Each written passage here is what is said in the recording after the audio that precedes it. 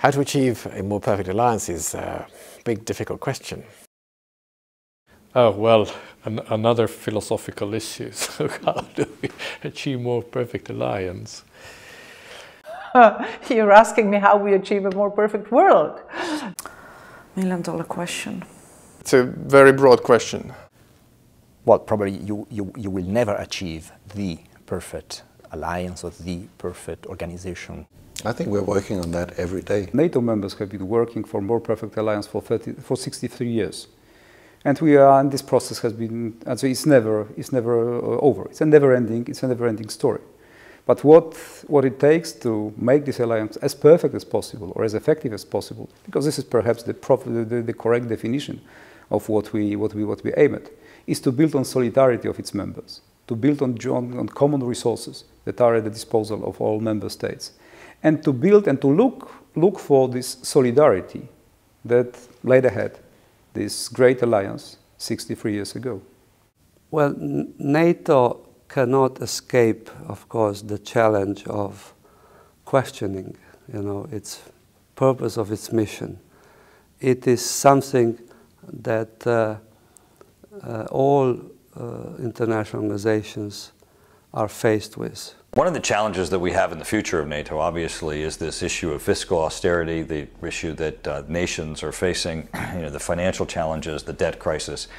And how do you sustain an alliance and at the same time have countries responsibly look to ways in which they can cut spending? So financial issues, I think, are very important, and Latvia, Estonia, and some other countries could show some experience in that respect. As a more perfect alliance would always be one where you describe capacities that really are there, and not only elusive goals or what you would like the world to be or what you would like to do in the world. And we have to think about more intelligent ways of ensuring that the threats which we have to counter are going to be less frightening. And that means working together, putting brain power together as well as muscle power.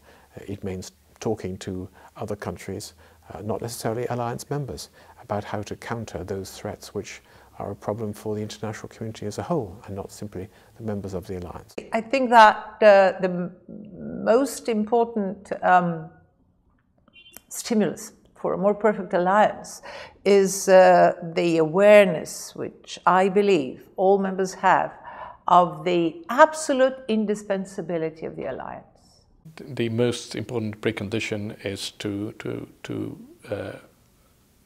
have and maintain a dialogue between, again, well, within the alliance and also with the new partners and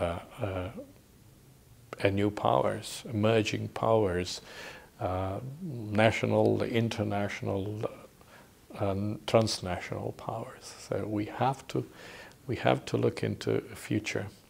That's how we are going to maintain the alliance.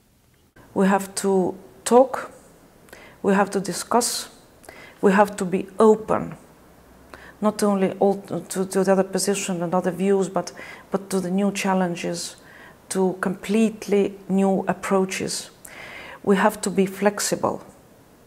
We have to correspond to the changing world. We can't be stuck in the dogmas of even the 20th century. Organizations are like, living bodies that they have to adapt always. They have to change. So I think it's very, very important that NATO keeps adjusting and transforming itself to maintain its relevance also in the eyes of the younger generation. Continuing to bring NATO closer, ever closer to the citizens.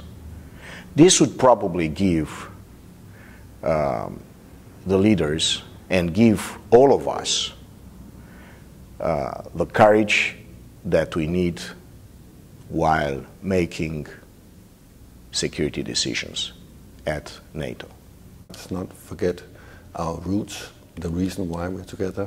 The reason is, of course, Article 5 and the fact that we are all ready to defend each other should the unthinkable happen. This freedom that we have is not for granted. We have to fight for it every day. And even if we have some, temporary money problem, don't forget that kind of responsibility to lead the world, kind of to lead the good side of that world. Vote for it. Vote for NATO.